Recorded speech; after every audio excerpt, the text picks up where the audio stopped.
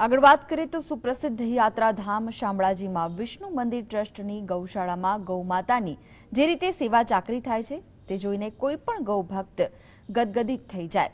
અહીં ભગવાન વિષ્ણુએ જે રીતે ભોગ ધરાવાય છે તેવી જ રીતે ગૌમાતાને પણ મહિનામાં 5 વખત ચોખ્ખા ઘીનો શીરો ધરાવાય છે।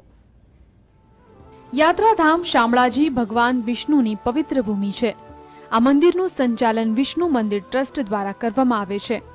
આ ટ્રસ્ટ સંચાલિત ગૌશાળામાં હાલમાં 135 થી પણ વધુ ગાયો રાખવામાં આવી છે, જ્યાં તદ્દન વૈજ્ઞાનિક ઢબે આ ગૌ માતાઓનું પાલન પોષણ કરવામાં આવે છે।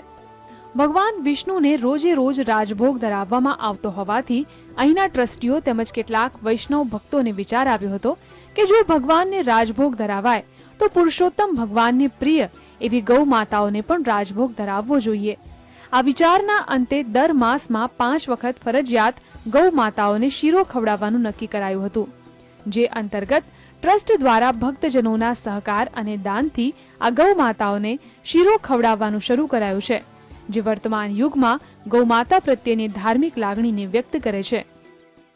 ગાયના દૂધમાંથી મળતું દૂધ ભગવાનના પ્રસાદમાં વપરાય છે અને વધેલું દૂધ ગામના ગરીબ માણસોને કિફાયત ભાવે અમે આપીએ પણ છીએ અને આ રીતે ગાયોની સેવા કરી અમને ખૂબ આનંદ આવે છે। શામળાજી વિષ્ણુ મંદિર દ્વારા ગૌ માતાઓને શીરારૂપી રાજભોગ ધરાવવાનું શરૂ કરાતા ભગવાન વિષ્ણુમાં પૂર્ણ આસ્થા ધરાવતા ભક્તજનો પણ ભગવાન અને ગૌ માતાના શુભ આશીષ મળે તે માટે રાજભોગના દાતા બનવા પ્રેરાય છે।